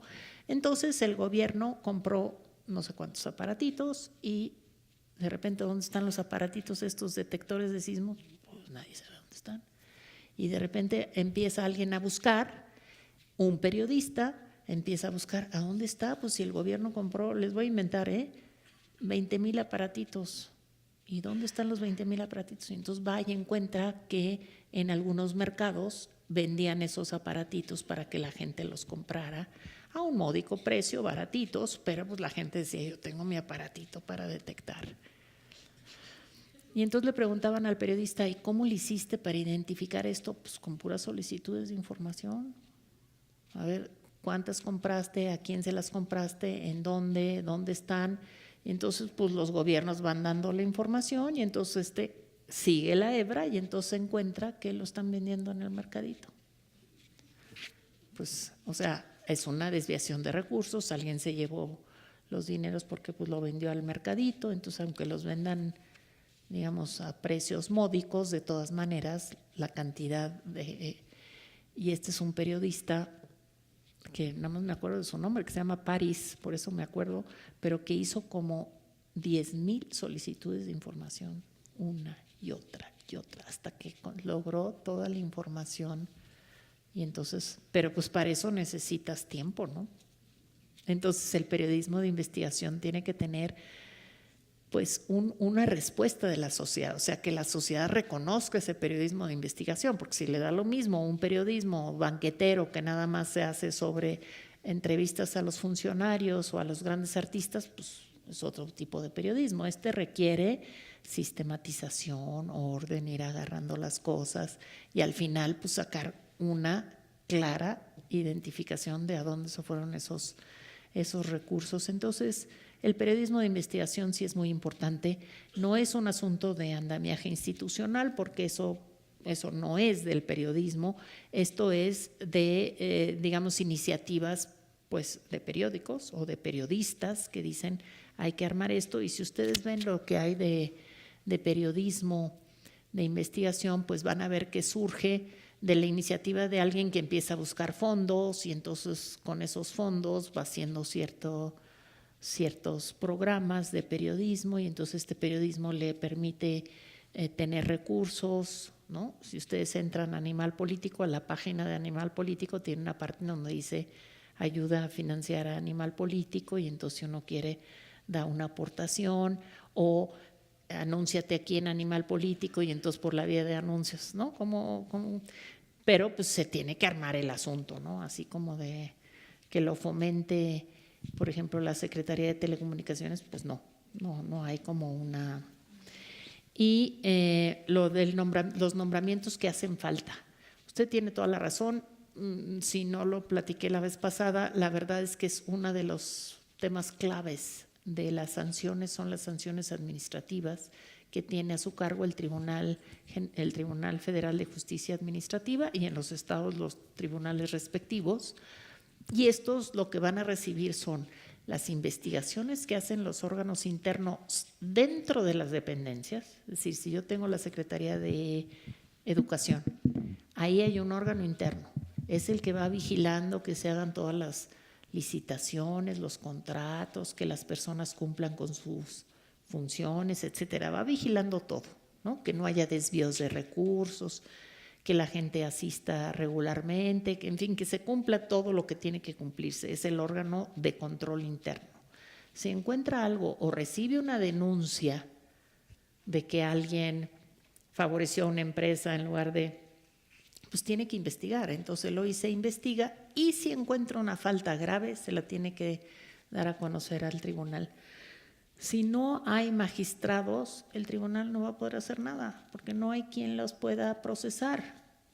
Entonces, aunque el tribunal tiene otro tipo de magistrados para otras funciones, si no tiene los especializados de la sección anticorrupción, no va a poder hacer nada. Porque se los pueden anular muy fácilmente porque no son los magistrados que la ley establece como aquellos que van a ser los que conozcan de los casos graves de corrupción. Y ellos son los que pueden inhabilitar a un funcionario público, lo pueden dejar a que no vuelva a ser contratado o pueden dejarlo fuera de su trabajo por 1 año, 2 años o meses o lo que quieren decir. Sí puede haber sanciones importantes económicas y también de tipo sobre su posibilidad de volverse a contratar en el sector público. Entonces, es muy importante eso. Y también es muy importante los órganos internos de control. Hoy los órganos internos de control de todas las dependencias gubernamentales en el ámbito federal, pero en los estados es igual, los nombra directamente quien tiene la cabeza de la Secretaría de la Función Pública. Y bueno, pues de lo que se ha tratado de trabajar en el sistema anticorrupción es que no sea por decisión, digamos, de dedazo, por decisión de quien es leal a mí, sino que sea a través de un procedimiento, que se abra una convocatoria, que haya como digamos como en los procesos académicos, en donde haya un jurado, el jurado es alguien que conoce del tema, que pueda evaluar al órgano interno para que sea alguien independiente y no alguien que sea leal al secretario de la Función Pública, que a su vez es leal al presidente de la República. Entonces, ¿cómo va a andar vigilando el secretario de Hacienda si de ahí sale todo el dinero que va? Pues tiene que tener autonomía, ¿no? Que es lo que decíamos, si no son cargos con autonomía y con capacidades técnicas, no vamos a ir avanzando y hay que empezar de lo más abajo, ¿no? Desde esos controles y nombrar a los magistrados, pero pues el presidente quiso nombrarlos poniendo él a quien él quiso y cuando se le dijo, díganos cuáles fueron los criterios para nombrar a esos 18, se perdió, pues ya se perdió el proceso y no hay magistrados, ¿no? Entonces, creo que ahí está. Gracias. Unas preguntas de las sedes. Ajá.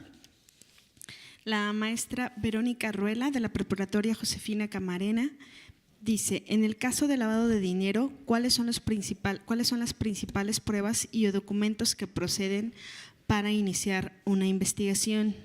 De la Inés León, ¿por qué si el titular de una Secretaría de Estado lo es también de sus finanzas, no se ha actuado en contra de ellos por la estafa maestra?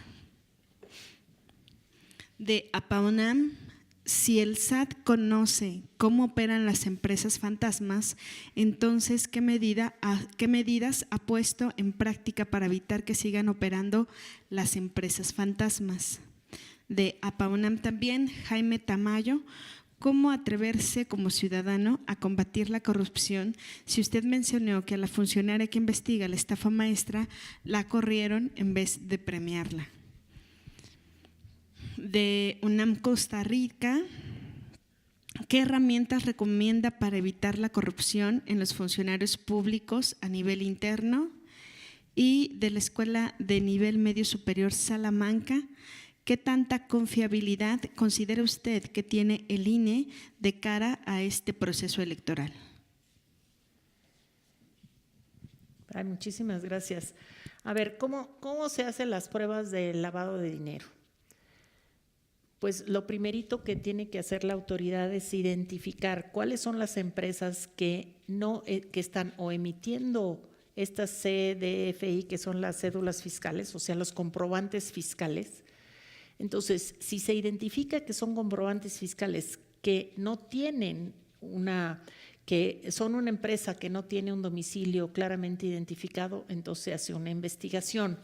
¿Qué quiere decir el lavado de dinero? El lavado de dinero es tú inyectas recursos en una compra de algo, ¿no? O en la construcción de un edificio o lo que sea, y eso no se construye, o es una obra negra que se queda ahí 1000 años. Bueno, pues entonces lo que tú tienes que ver es tratar de identificar en dónde está el inicio de ese recurso, es decir, de dónde salió ese recurso. La mejor manera de combatir el lavado de dinero es por la vía de la bancarización, por la vía del no dinero en efectivo, ¿no? Por eso se ha dicho, y hay una idea de organizaciones de la sociedad civil, que tiene que evitarse las transacciones en efectivo, ¿no? Entonces, hoy en día, hoy hay una nota en el periódico de encontraron a alguien que llevaba 20 millones de pesos en efectivo a una sede, creo que del PRI, no sé, o de quien haya sido. ¿Qué tiene que andar a 120 millones de pesos? Bueno, pues eso es una fórmula de lavado de dinero, porque lo van a echar por un lado, y de dónde salieron los 20 millones, a dónde van a ir. No es fácil identificar la ruta de dónde salieron si está en efectivo.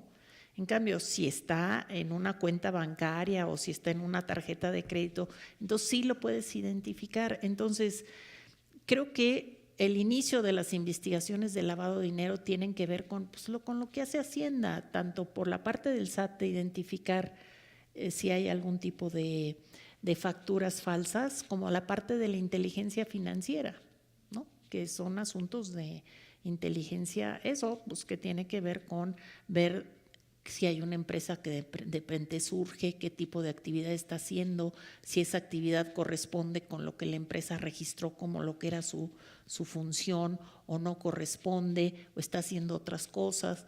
Pues eso es como se puede ir identificando el lavado de dinero, y esa es la mejor manera de atacar el crimen, ¿no? Es decir, por la vía de identificar por dónde se está guardando y protegiendo y no identificando y no transparentando el dinero. Pero la verdad es que si me preguntan más detallado, no sé, pero sí creo que con inteligencia y con menos dinero en efectivo se puede identificar el lavado.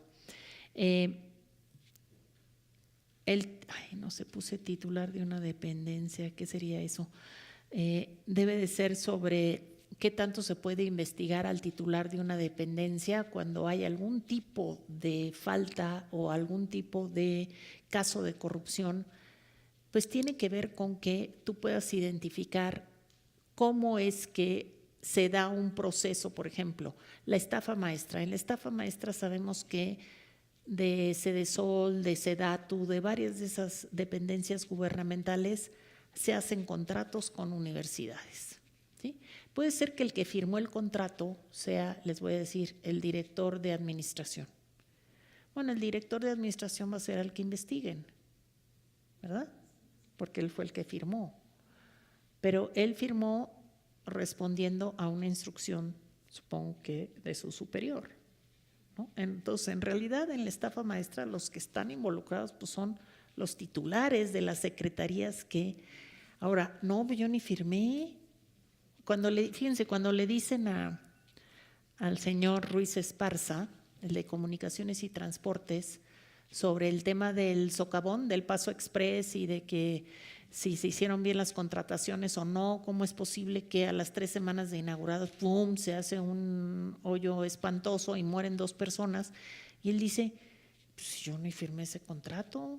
¿A poco creen que el secretario va a andar firmando contratos? No, aquí firman mis subordinados, ¿no? Pero hay una responsabilidad pública, no es una responsabilidad, digamos, técnica que diga yo firmé. Entonces, creo que eso de nueva cuenta no hemos sido la sociedad lo suficientemente exigente como para que en ese asunto que se pasan la bolita, no, yo no fui, yo cómo creen que yo estaba, pues, yo ni supervisé esa obra, pues cómo yo voy a supervisar la obra si yo soy el secretario, ¿no? Y entonces ahí es donde pues tiene que haber, y la ley de responsabilidades, ahora la nueva, pues eso es lo que pretende, ¿no?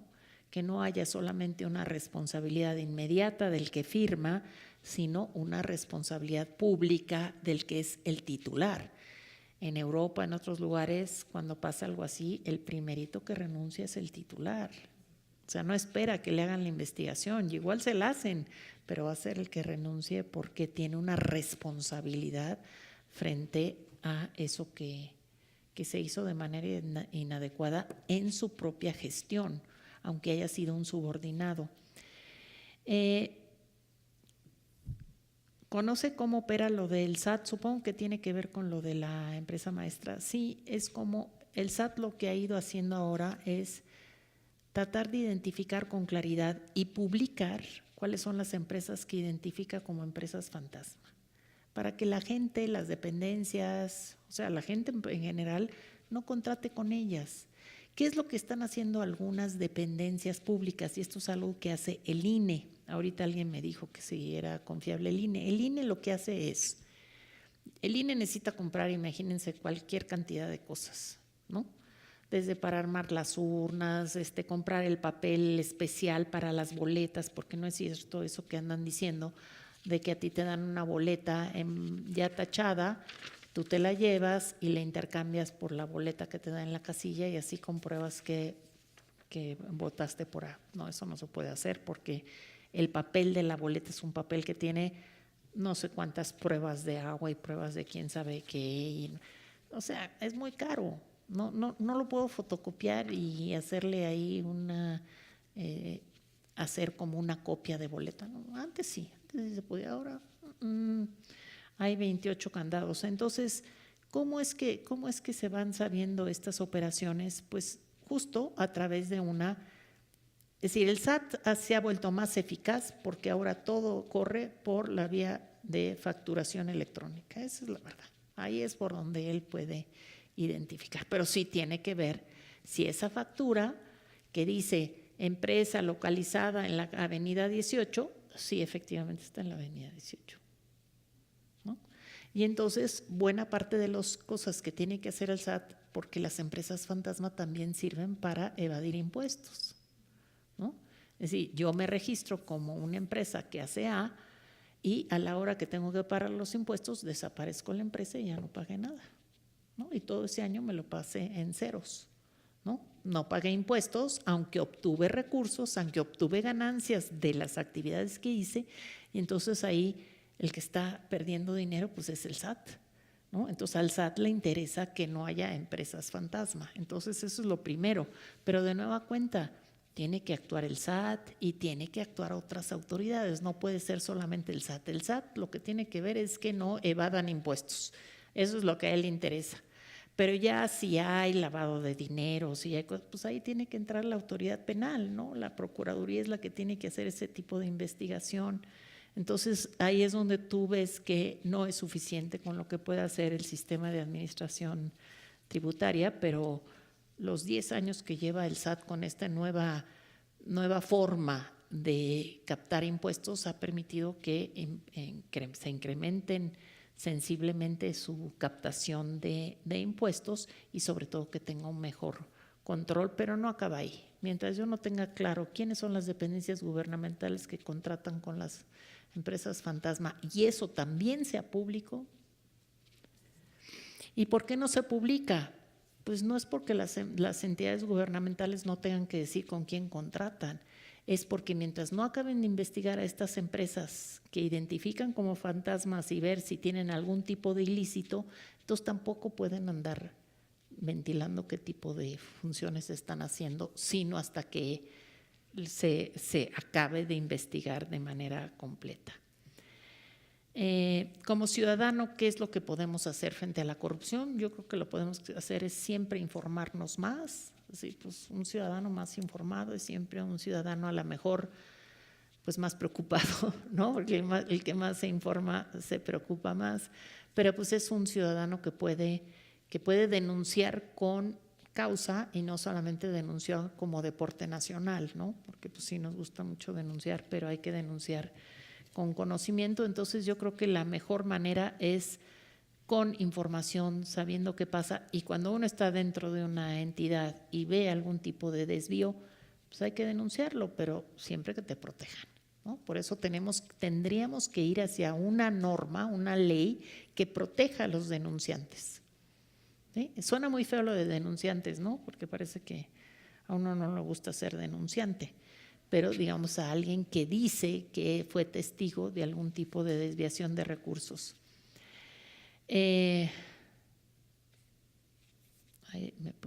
Algo de la confiabilidad del INE. Es que sabe que alguien me preguntó algo de Costa Rica, ¿me lo dice? ¿Herramienta para evitar la corrupción? Sí. ¿Qué herramientas recomienda para evitar la corrupción en los funcionarios públicos o a nivel interno? Pues no sé. Ok. No, pues la interna tiene que ver con nombramientos de quienes son los titulares y los que, porque hay un titular del órgano interno, hay un titular de responsabilidades, hay varios. Si es una oficina, es la del control interno. En la medida en que esa oficina no sea de gentes que saben hacer las cosas y que son independientes del jefe, pues ¿cómo van a andar vigilando al jefe si no son independientes del jefe? Tiene que ser así. Y además esto tiene que tener pues también una vigilancia, ¿no? Es decir, el jefe debe ser el primero interesado en que el órgano interno de control fuera lo más independiente para él tener la garantía de que en su oficina se están haciendo las cosas de manera regular. La confiabilidad del INE. Yo le estaba diciendo, nada más que no acabé la idea. El INE, cuando el INE le contrata a uno alguna cosa, por ejemplo, a mí me ha contratado, oye, necesito que me hagas una asesoría sobre la fiscalización del INE, por ejemplo. Entonces yo digo, bueno, ¿y qué? ¿Me van a pagar? Sí, les vamos a pagar. Para que me paguen, yo necesito registrarme en una lista de proveedores. ¿Sí? Si yo no estoy en la lista, claro, es la primera vez que me contratan, entonces me inscribo, tengo que llevar mis papeles, tengo que llevar que estoy al corriente en mi pago de impuestos, tengo que llevar, ¿no?, mi registro federal de contribuyentes, todos mis papeles. Bueno, ya me registraron en la de proveedores. El INE solamente puede contratar con aquellos que ya están en su lista de proveedores, que están vigilados de que cumplen con todo, justamente para que no vayan a contratar a alguien que boom, salió de la nada, hizo un trabajo y luego los dejó colgados. Imagínense que al INE lo dejan colgado con lo que quieran, con las mamparas, con lo que sea para el día de la elección, tiene que asegurar. Entonces sí hay cada vez más mecanismos, y este mecanismo de listas de proveedores, y el INE no puede contratar a nadie que no esté en la lista de proveedores. Puede incorporar nueva gente, pero esa nueva gente va a tener que estar revisada y reunir todos. Y una vez que estás en la lista, entonces sí puedes aspirar a tener algún contrato con el INE, si no, no.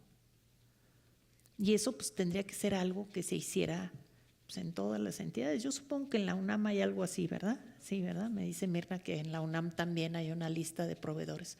Entonces eso te da una garantía de que estás trabajando bien. ¿Es confiable el INE? Pues yo les puedo decir que es plenamente confiable. Ya sé que por más que uno trate de probarlo, ¿y dónde se prueba? Pues que lleva 20 años haciendo elecciones y todas las elecciones han salido bien. Y no solamente han salido bien, sino que una vez ganan unos, una vez ganan otros, y si no, pues vean el mapa que hay en el país hoy, ¿no? En donde el PRI solamente tiene 14 gobernadores en el país y antes tenía 32, ¿no? Entonces, y los gobernadores una vez gana un partido, otra vez gana otro partido. Bueno, pues si no se hicieran bien las elecciones, les puedo asegurar que no pasaría eso. En el gobierno de Peña Nieto, pues el PRI perdió como 14 entidades. O sea, gobiernos que antes tenía el PRI y ahora va a perder otros no muchos, porque no son tantos los que están, o sea, seguramente va a perder cuando menos Jalisco, casi seguro que lo va a perder. Entonces, eso quiere decir que las elecciones se organizan bien. Ahora, ¿eso quiere decir que no hay recursos que vayan por debajo de la mesa? No, pero eso no le toca al INE. ¿Eso qué tiene que ver con la confianza del INE? Si al INE lo que le toca es que los ciudadanos puedan llegar, emitir su voto y que si votaron por Andrés Manuel es por Andrés Manuel y no por Mid. Y que si votaron por Mid es por Mid y no por Andrés Manuel, ¿no? Es decir, que se cuenta bien y que se cuenta para decidir quién gana.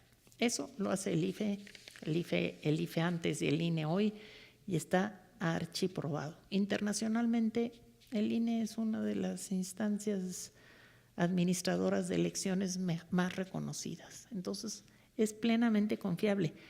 Es que no, es que fíjese que compran el voto en las zonas pobres. Sí, seguramente compran el voto y eso no tiene nada que ver con lo que hace el INE.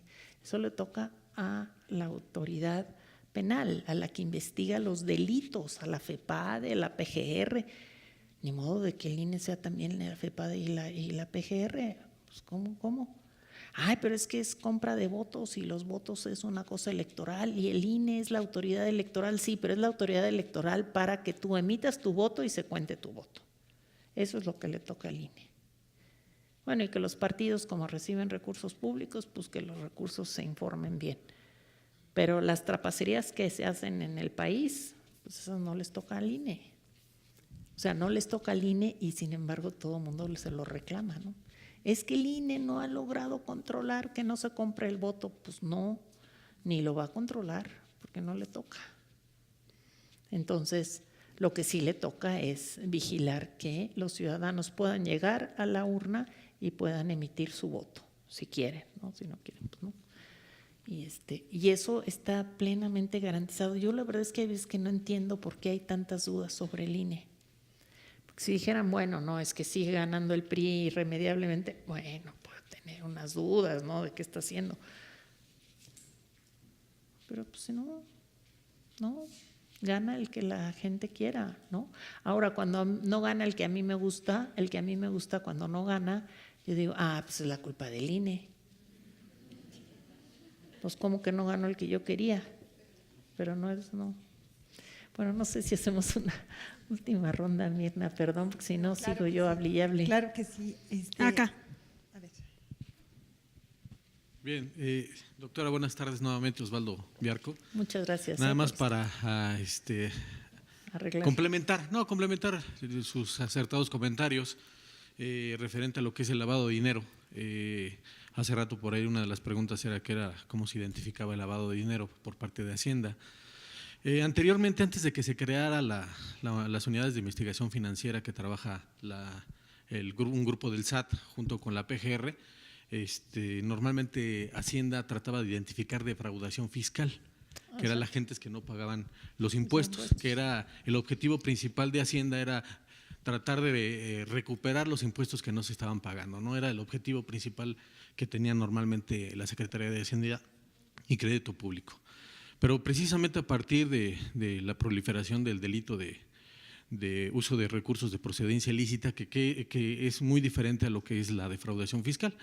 El uso de recursos de procedencia ilícita significa que se utiliza dinero que viene de productos ilícitos para tratarlos de hacer lícitos. Es decir, por ejemplo, cuando una persona, vamos a decir, un narcotraficante, un secuestrador obtiene cierto dinero, lo invierte en empresas que van a trabajar de manera lícita, ¿no?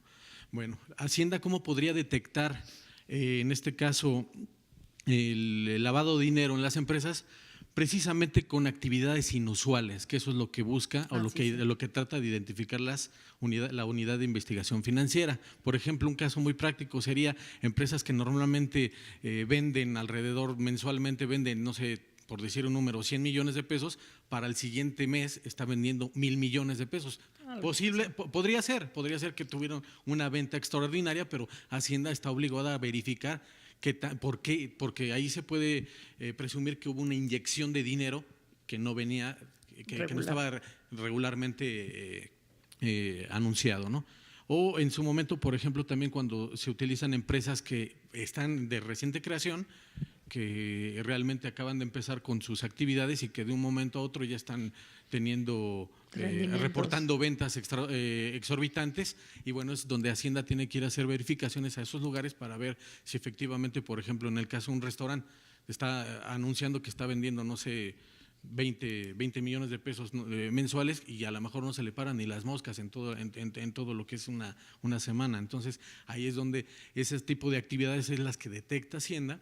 Le pasa la información a las unidades de investigación de lavado de dinero de la Procuraduría para poder hacer una investigación de campo y poder tratar de identificar ese de dinero de dónde viene, ¿no? Muchas gracias. Perfecto. Hola, buenas tardes, noches. Soy Melchor Sánchez, soy perito y me asombré, bueno, sí, de hecho, cuando el señor Leonel Luna hace un movimiento ahí en la comisión, o sea, se supone que hubo un decreto en base al sismo, ¿no? Y se creó un decreto para una rehabilitación de inmuebles. En el sismo, el 19… Pero esta no era del sismo. No, por eso, no, mi pregunta va sobre qué sucede cuando el espíritu de una ley decreta para rehabilitar a la gente que sufrió lo del sismo. Se crea una comisión, se crea todo este rollo y de repente se llevan el dinero sin ton ni son. Entonces, mi pregunta es, también ahí hay Contraloría donde puede uno presentar la denuncia. Gracias. Sí, pues hay Contraloría, hay una Asamblea Legislativa que tiene que vigilar lo que hace, o sea, vigila la cuenta pública del gobierno. El problema es cuando están cuando los distintos partidos están coaligados, acá sobre todo el PRD y el PAN, para que el dinero que estaba destinado a la reconstrucción no fuera la reconstrucción, sino fuera a otros asuntos. Entonces, pues si está avalado por cuando menos 2 partidos de la Asamblea, uno mayoritario y otro no tan mayoritario, pero que lo acompaña, pues ya hacemos la cosa. Sí, perdón.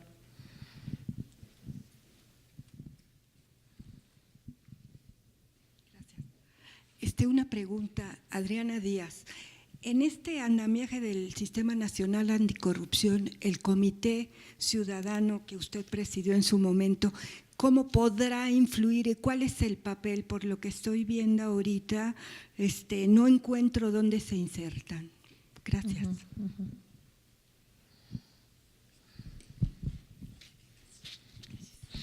Buenas tardes, doctora. Hola. Soy profesora de asignatura de la Facultad de Contaduría y mi pregunta es, ¿cómo poder ayudar a los jóvenes de licenciatura a que se interesen más en estos temas y a poderlos ayudar a que se den cuenta que es algo muy importante, puesto que ellos son las generaciones futuras que van a gobernar este país? Yo muchas veces les digo, piensen que a lo mejor pueden ser ustedes los senadores o los diputados y que en sus manos está cambiar el rumbo de nuestro país con las propuestas que hagan. Pero ¿cómo poderlos ayudar? Porque a veces así como que son muy indiferentes ante estos temas. Gracias.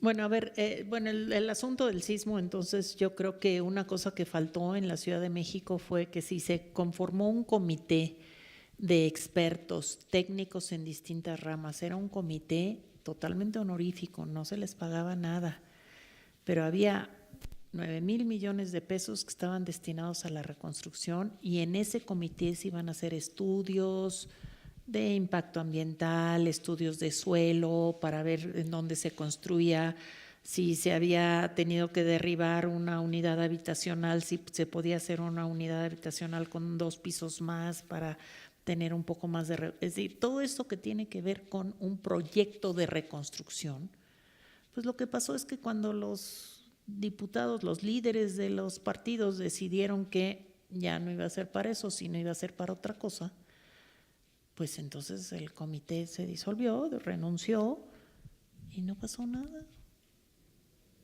O sea, lo más que ha pasado son algunos movimientos y en donde la gente que no le han resuelto cómo va a reconstruir su vivienda, pues que de repente toma las calles, pero No hay, de veras, no hay una respuesta social, y esto es quizá de lo más preocupante, ¿no? Es decir, no es solamente que las instituciones gubernamentales no hagan lo que les corresponde, sino que no haya realmente un rechazo, un repudio social fuerte. Yo creo que lo que está pasando en este contexto electoral tiene mucho que ver con eso. Es, pues, ¿por dónde castigamos? Pues por el voto. Pero tendría que haber otras formas de castigo, otras formas, sobre todo de ciertos asuntos, ¿no? De ciertos asuntos que son particularmente delicados y graves, como que la reconstrucción dependa de lo que se pongan de acuerdo los dirigentes de unos partidos. Cuando había una instancia técnica que no cobraba, bueno, uno dice, pues, ¿qué pasa? ¿Por qué no se hizo así una instancia en el nivel federal y nada más en la Ciudad de México? ¿De qué depende que exista esa instancia? Pues de la voluntad de Mancera, que Mancera dijo, pues sí, que se haga. Y luego le dijeron, pues siempre no, bueno, pues que no se haga. Pues ¿dónde? Digo, ¿cuál es la responsabilidad realmente, no? Entonces, el CPC podrá influir. Yo les decía la vez anterior cuando estuvimos viendo lo del sistema anticorrupción, que es un modelo muy complicado para que funcione. Pero la gran herramienta que tiene el CPC no es realmente el Comité de Participación Ciudadana, que son 5 ciudadanos comunes y corrientes, sino es lo que tienen de nexo con las organizaciones de la sociedad civil. Su función principal es mantenerse en clara comunicación con qué está haciendo Animal Político, qué está haciendo Mexicanos contra la Corrupción, qué está haciendo México Evalúa, qué está haciendo Fundar, qué está haciendo Artículo 19, qué están haciendo de investigaciones, qué está haciendo Aristegui Noticias, qué están haciendo para entonces es que estos sirvan de los temas que se llevan al sistema anticorrupción. No es algo que se pueda hacer de la noche a la mañana. Ya hablábamos de no hay magistrados del Tribunal de Justicia Administrativa, no hay fiscal anticorrupción, ni fiscal general hay, ¿no? Entonces, mientras no haya estas entidades que son independientes, que son las que van a hacer las investigaciones en materia penal, los magistrados que van a ser los que les lleguen los casos y los puedan sancionar. Si no hay quien sancione, ¿cuándo vamos a poder hacer que esto avance? Entonces, es una responsabilidad no del CPC, del Comité de Participación Ciudadana, sino de los legisladores que hagan que pasen efectivamente los procesos de nombramiento. Ahora se habla mucho de una cosa que se llama Parlamento Abierto, y es que las decisiones que tienen en sus manos los diputados o los senadores, sobre todo en nombramientos, sobre todo, que se hagan por la vía de una colaboración con organizaciones. Entonces, vamos a nombrar al fiscal especial anticorrupción, qué procedimiento vas a abrir, qué criterios vas a privilegiar, porque hay lo que dice la ley, ¿no? Pero además de lo que dice la ley, hay que ponerle mayores niveles de exigencia, que no tenga vínculos con un partido, que no sea el compadre del presidente, ¿no? Es decir, eso no lo puedes decir en una ley, ¿no? Sino que tienen que ser criterios que los propios, entonces, más exigencias para los legisladores. Pues la verdad es que la apuesta sí está en una mayor energía y mayor potencia de las organizaciones de la sociedad civil. ¿Cómo hacer que los jóvenes se interesen? ¿Cómo hacer, Vanessa, que los jóvenes se interesen? Yo creo que los jóvenes cada vez se interesan más. Y creo que cada vez se interesan más gracias a que tienen mecanismos de información más ágiles, ¿no? Si no, ahorita no nos imaginamos jóvenes sin redes sociales, ¿verdad? Es decir, los adultos nos podemos pasar sin redes sociales. Me llega todo, lo de las redes sociales me llega aunque no tenga Twitter. No, de veras, sí me llega. Pero es que yo no soy activa en Twitter, ¿no? Pero en cambio, ahí yo veo a Iván, Lalo y Vanessa, y les aseguro que son los más dinámicos en Twitter. Entonces sí les interesa, lo que pasa es que les interesa de otra manera, ¿no? Es decir, le interesa de manera menos convencional, mucho más, digamos, espontánea, ¿no? Es decir, a medida que vamos creciendo, vamos queriendo cosas mucho más formalizadas, estandarizadas. A los jóvenes les gustan como cosas mucho más sueltas, más libres, pero con un involucramiento muy claro en lo que ellos deciden que es involucramiento, no en lo que los adultos consideramos. Y yo sí creo que ojalá y los jóvenes se interesaran en tener cargos públicos, ¿no? Pero no todos podemos tener un cargo público, entonces hay que tener cargos de todos, ¿no? Y ser líderes en todo, ¿no? En cultura, en lo que sea, ¿no? En cultura, en la sociedad, en la economía, eso es a lo que hay que empujar a los jóvenes, ¿no? A que desarrollen su capacidad de tener las mejores posibilidades de tener pues mejores condiciones de vida, ¿no? O sea, más estudio, pero también mejores empleos, ¿no? Mejores pagados. ¿Podríamos Un cerrar par con unas preguntas? de sedes. Sí, por favor. De la Escuela de Nivel Superior Salamanca, ¿cómo podrían financiarse entidades fiscalizadoras sin que dependan del erario público? Y respecto al caso Cherán, Michoacán, ¿usted considera que este modelo de autogobierno es viable para reproducirse a nivel nacional? Y si considera que es una alternativa contra la corrupción. Ay, no sé cuál es ese caso. ¿Qué caso me dijo? Cherán, Cherán. Michoacán. Cherán, sí. Y a Paunam Ángel Oliva dice, ¿puede un funcionario político ser juzgado por conflicto de interés al dejar de ser servidor público? ¿El delito prescribe? A ver, muy bien. ¿Cómo financiar entidades fiscalizadoras que no sean parte de, digamos, de la institucionalidad pública? Yo no veo cómo puede haber fiscalizadores fuera de pero usted me dirá. O sea, yo lo que creo es que puede haber vigilancia de la sociedad, puede haber investigación de la sociedad, puede haber seguimiento, acompañamiento de la sociedad, pero que ahora la sociedad sea la que fiscalice, pues no, tiene que ser un aparato institucional con reglas claras, con leyes que norman su funcionamiento. Digo, no puede ser a la libre de ahí va el fiscalizador libre haciendo lo que se le antoja, pues no. Entonces, pero sí hay muchas organizaciones que van acompañando y van viendo qué es lo que hace el fiscal. Eso sí, a ver, los que están dándole seguimiento a cómo se está llevando el proceso de Javier Duarte, por ejemplo, el proceso penal, ¿no? Entonces ahí van y en todas las sesiones en que comparece Javier Duarte, ahí van y dan seguimiento y reportan, y entonces nosotros nos enteramos si se hizo bien, si se hizo mal. Pues eso es lo que puede hacer la sociedad, ¿no? Es decir, decimos que la sociedad lo que hace es traducir muchos de los procesos que pasan en las autoridades, que no todo mundo puede tener ni tiempo ni conocimiento para entender cómo se hace un proceso de fiscalización. Pero entonces los periodistas no los traducen, los académicos pues son los que van traduciendo las cosas para que el común de nosotros la podamos entender. El autogobierno de Cherán, yo creo que este es un asunto que tiene que ver con las grandes amenazas que tuvo Cherán o que sigue teniendo, no lo sé. Entonces, esta digamos, organización interna que tiene y de autodefensa, pues es propia de entidades pequeñas que son más o menos homogéneas. Yo no me imagino eso en la Ciudad de México, ¿no? Tiene que ser en unidades muy pequeñas y no siempre funcionan de la mejor manera o no son capturadas por alguna autoridad. Ese es el problema, ¿no? Que hay veces que esta organización de autodefensa se la agarra alguien con un interés político y entonces ya responde a otros intereses. Entonces sí requiere, creo que Cherán es un caso, digamos, paradigmático de buena organización de la sociedad frente a las amenazas que tenía del crimen organizado.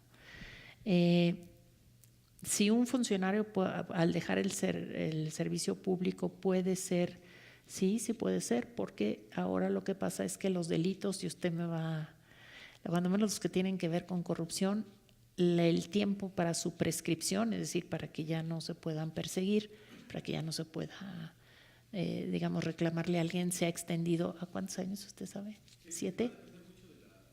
Del tipo de delito, ¿no? Y del año que esté asociado al delito, ¿no? Entonces, pero sí se extendió, sí se amplió el plazo de prescripción para que aunque tú ya no estés en el servicio, pues sí se te puede investigar sobre algo que tú hiciste en el pasado, ¿no? Sí, sí prescriben, claro que sí. Pues, doctora, muchísimas No, pues muchas gracias. Gracias, gracias. grandesmaestros.unam